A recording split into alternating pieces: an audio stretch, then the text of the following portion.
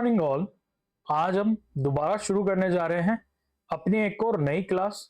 और आज की जो अपनी क्लास है वो है अपने पास के अंदर पोस्टपार्टम हेमरेज की।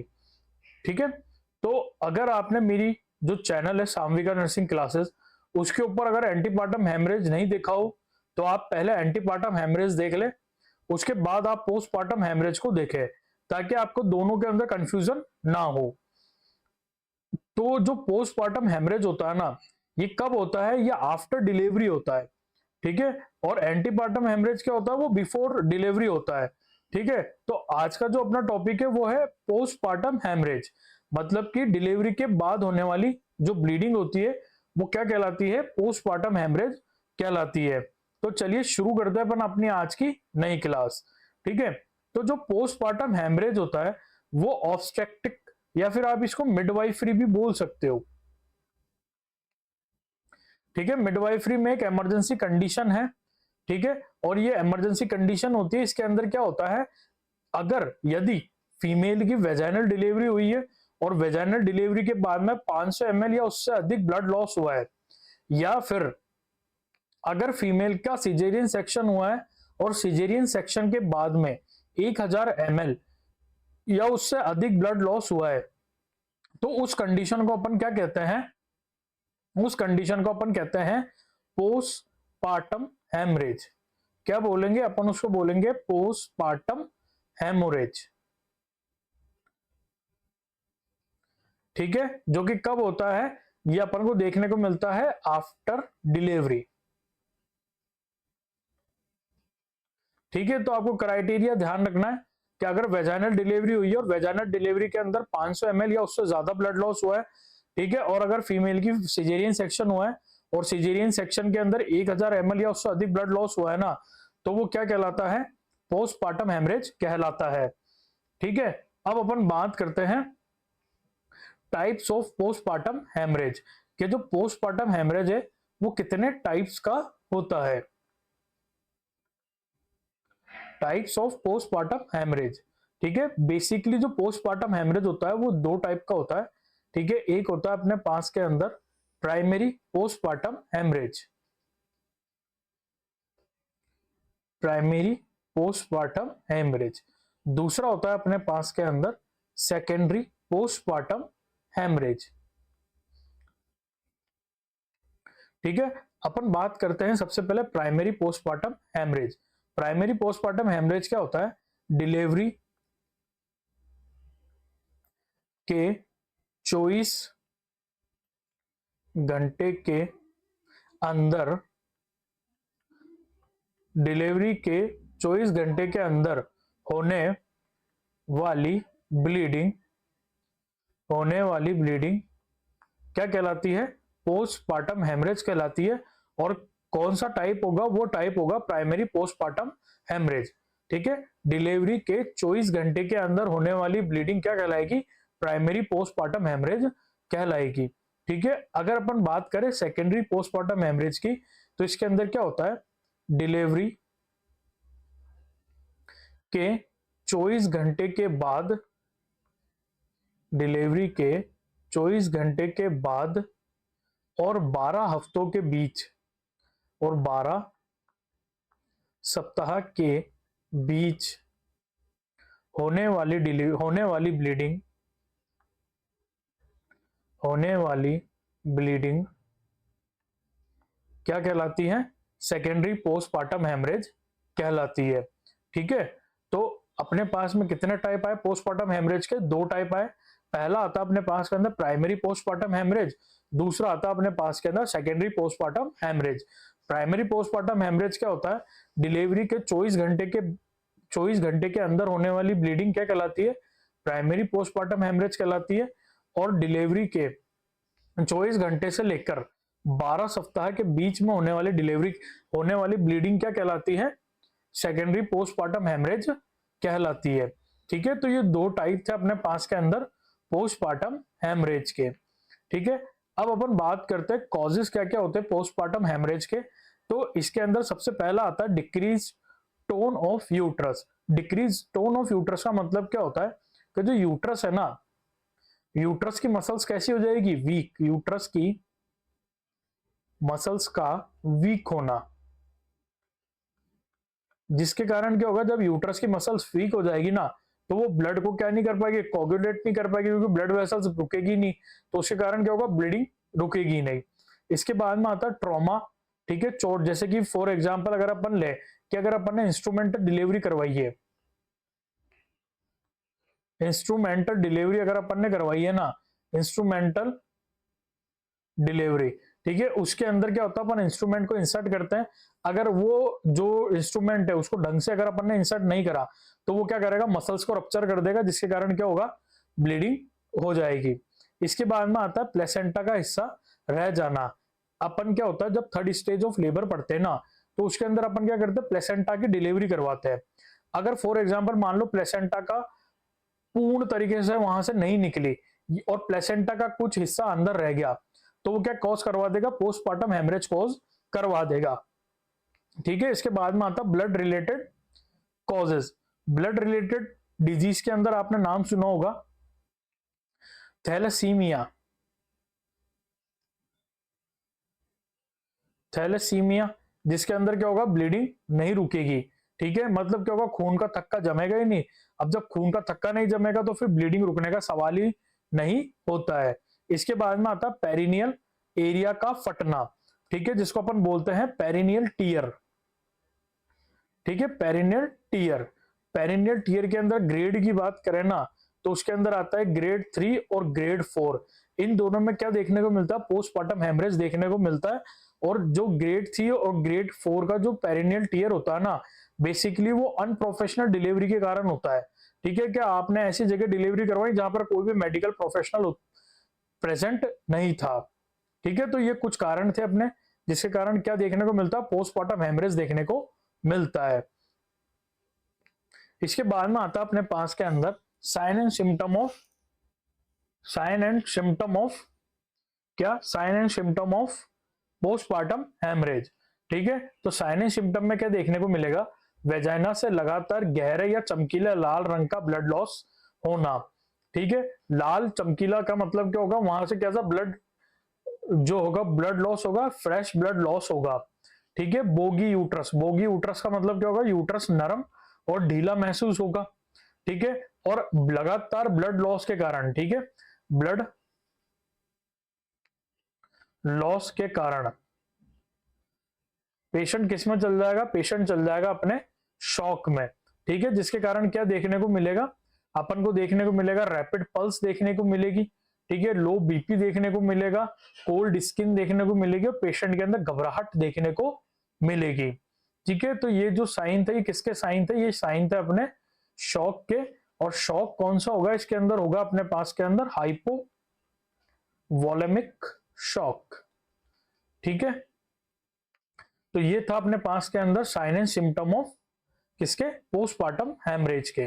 अब अगर अपन बात करते हैं डायग्नोसिस की, ठीक है, डायग्नोसिस की अगर अपन बात करें ना, तो डायग्नोसिस के अंदर अपन को क्या देखने को मिलेगा, ठीक है। डायग्नोसिस,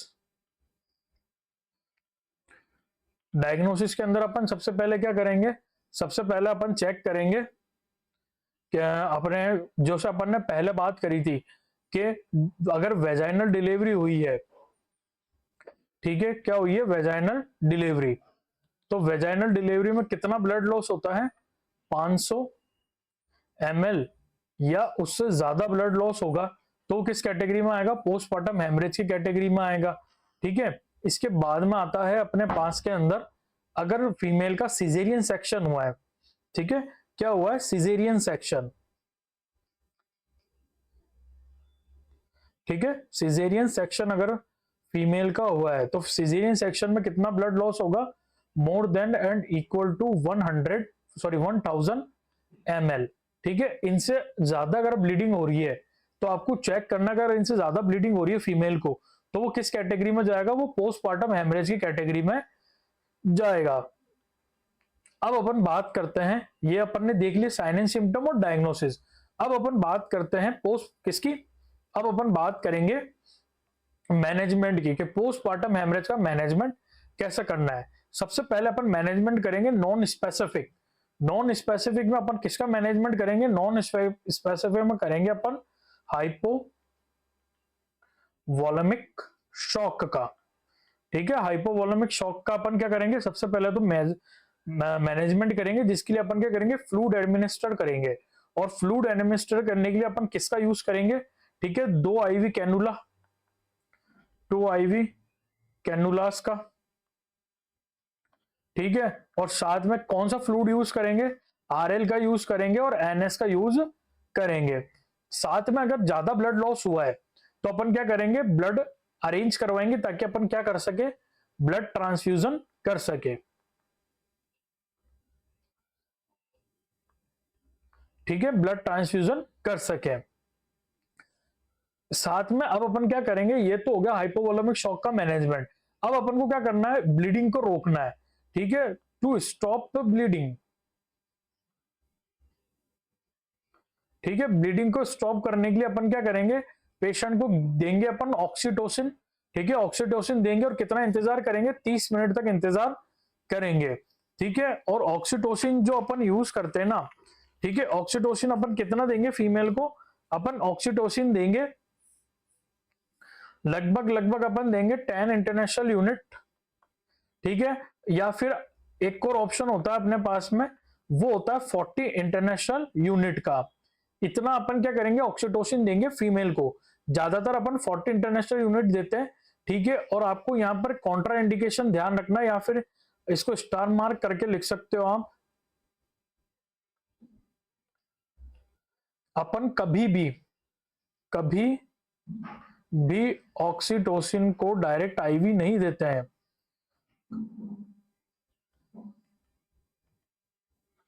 टोसिन को डायरेक्ट IV नहीं देते हैं। ठीक है, हमेशा इनको किसके साथ में देंगे, प्लस RL या फिर NS। ठीक है, इसके अंदर मिला के अपन ऑक्सीटोसिन को देंगे। ठीक है, अगर ऑक्सीटोसिन देने के बाद भी अगर ब्लड लॉस नहीं होता है ना, मतलब ब्लड लॉस नहीं रुक रहा है, तो फिर अपन क्या करेंगे, बकरी बलून कैथेटर का यूज करेंगे। किसका, बकरी बलून कैथेटर का यूज करेंगे। आप इसको स्टार मार्क करके ध्यान रखना। ठीक है, जो कैथेटर जो होता है ना, बकरी बलून कैथेटर को यूट्रस के अंदर डालेंगे और उसे 300 से 500 ml नॉर्मल सलाइन से फुला देंगे। ये आपको लाइन ध्यान रखनी है, बहुत ही इंपॉर्टेंट लाइन है कि बकरी बलून कैथेटर में कितना नॉर्मल सलाइन डालते हैं, 300 से 500 ml नॉर्मल सलाइन से बकरी बलून कैथेटर को फुलाते हैं। ठीक है, जैसे ही कैथेटर फूलेगा वो क्या करेगा, यूट्रस को प्रेस कर देगा, और यूट्रस प्रेस होने के कारण क्या होगा, ब्लीडिंग स्टॉप हो जाएगी। ठीक है, बकरी बलून कैथेटर कैसा दिखता है मैं आपको बताता हूं। ठीक है, ये आता है अपने पास के अंदर बकरी बलून कैथेटर। ठीक है, ये होता है बकरी बलून कैथेटर। तो ये जो पार्ट होता है इसके अंदर अपन क्या इंसर्ट करेंगे, इसके अंदर अपन इंसर्ट करेंगे NS। ठीक है, इसको NS से फुला देंगे, जो कि क्या करेगा, यूट्रस को कंप्रेस कर देगा। ठीक है, इसके बाद में आता है कि अगर बकरी बलून कैथेटर डालने के बाद भी अगर ब्लीडिंग स्टॉप नहीं होती है ना, तो अपने पास के अंदर लास्ट ऑप्शन आता है बी लिम्फ सर्जरी का। ठीक है, अगर फीमेल जो है, ठीक है, अगर फैमिली कंप्लीट नहीं है, अगर फैमिली कंप्लीट नहीं है तो अपन क्या करेंगे, बी लिम्फ सर्जरी करेंगे। और अगर फैमिली कंप्लीट है तो अपन क्या करेंगे, डू हिस्टेक्टोमी। ठीक है, बी लिम्फ सर्जरी कैसे होती है, देखो ये मैं बनाया। ठीक है, यूट्रस बनाया। अब इसको क्या करेंगे, अपन यहां पे सूचर लगाएंगे, यूं यूं इस तरह सूचर लगा के, ये जो दोनों एंड है ना, ये दोनों एंड यू करके इनको यूं खींच लेंगे। ठीक है, तो उसके कारण क्या होगा, जो ये टांके है ना, यूट्रस को क्या कर देंगे, कंप्रेस कर देंगे। ठीक है, यूट्रस को क्या कर देंगे, दबा देंगे, जिसके कारण क्या होगा, ब्लीडिंग स्टॉप हो जाएगी। और अपन इस प्रोसीजर को बोलते हैं क्या, इसको अपन बोलते हैं बी लिंच सर्जरी। ठीक है, इसके बाद में आता है हिस्टेक्टोमी, है ना। अगर उसके बाद भी अगर सर्जरी आपने बी लिंच सर्जरी भी कर दी, उसके बाद भी ब्लीडिंग स्टॉप नहीं हो रही है, या फिर है ना, अगर फीमेल की जो फैमिली है वो कंप्लीट है, तो अपन क्या करेंगे, हिस्टेक्टोमी करेंगे, जिसके अंदर अपन क्या करेंगे, रिमूव यूट्रस। ठीक है, तो ये था अपने पास के अंदर मैनेजमेंट ऑफ पोस्टपार्टम हेमरेज। अब आता है अपने पास के अंदर नर्सिंग मैनेजमेंट। ठीक है, नर्सिंग मैनेजमेंट में अपन को क्या करना है, डॉक्टर और जो वरिष्ठ स्टाफ है उसको सूचित करना है कि जो फीमेल है वो किस में जा चुकी है, पोस्टपार्टम हेमरेज में जा चुकी है। ठीक है, पोस्टपार्टम हेमरेज के साइन देखते ही अपन को क्या करना है, फंडल मसाज चालू कर देनी है, जिससे मसल जो है वो वापस टाइट हो। ठीक है, ब्लड की जांच करते रहना है। अगर ज्यादा भूरे रंग का ब्लड आ रहा है तो आपको समझ जाना चाहिए वुमेन किस में जा रही है, शॉक में।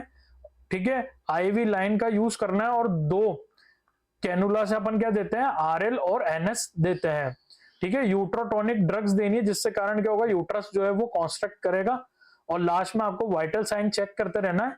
ठीक है, तो ये था अपने पास में nursing management of postpartum haemorrhage. ठीक है, अब यहाँ पर सबसे इंपॉर्टेंट जो बात आती है वो आता है कि आप पोस्टपार्टम हेमरेज को रोकोगे कैसे। तो पोस्टपार्टम हेमरेज को रोकने के लिए अपन क्या यूज करते हैं, अपन यूज करते हैं पोस्टपार्टम हेमरेज को रोकने का सबसे अच्छा तरीका होता है active management of 3rd stage of labour. क्या आपको जो 3rd स्टेज ऑफ लेबर है ना, उसको एक्टिव मैनेजमेंट करना है। क्या करना है कि जैसे ही बेबी का जन्म होता है आपको 1 मिनट के अंदर ऑक्सीटोसिन का इंजेक्शन लगा देना है, जिससे कारण क्या होगा, यूट्रस जो है वो वापस टाइट होने लग जाएगा।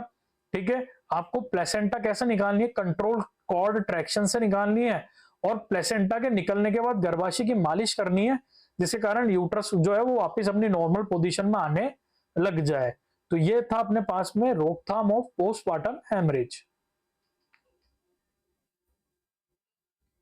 ठीक है, तो अपन ने इस वीडियो में क्या क्या पढ़ा, सबसे पहले तो अपन ने बात करी थी डेफिनेशन की, कि जो पोस्टपार्टम हेमरेज है वो होता क्या है। अपन ने बात करी थी कि वेजाइनल डिलीवरी में 500 ml या उससे ज्यादा ब्लड लॉस होता है, या फिर सिजेरियन सेक्शन में 1000 ml या उससे ज्यादा ब्लड लॉस होता है ना, तो वो क्या कहलाता है, पोस्टपार्टम हेमरेज कहलाता है।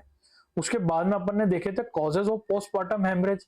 ठीक है, जिसके अंदर अपन ने बात करी थी यूट्रस के टोन का ढीला हो जाना, ट्रॉमा, पेरिनियल टीयर। ठीक है, उसके बाद में अपन ने बात करी थी साइन एंड सिम्टम्स की, जिसमें अपन ने देखा था कि फीमेल जो है वो ब्लीडिंग करती है। उसके बाद में अपन ने देखा था डायग्नोसिस। ठीक है, अपन ने डायग्नोसिस की बात करी थी।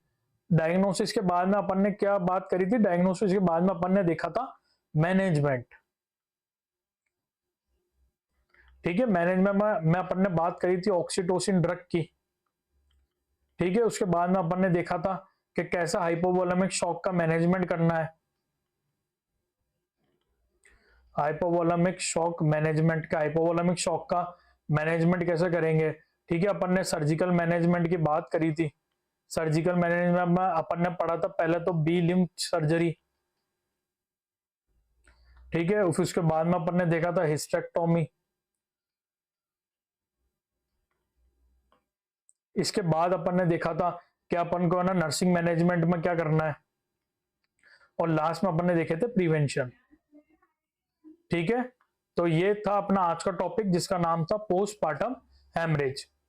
अगर आपको ये वीडियो अच्छी लगे तो इसको लाइक करना, शेयर करना, और मेरे चैनल को ज्यादा से ज्यादा सब्सक्राइब करना, ताकि मेरे को भी ऐसे ही मोटिवेशन मिले और वीडियोस लाने के लिए। Thank you.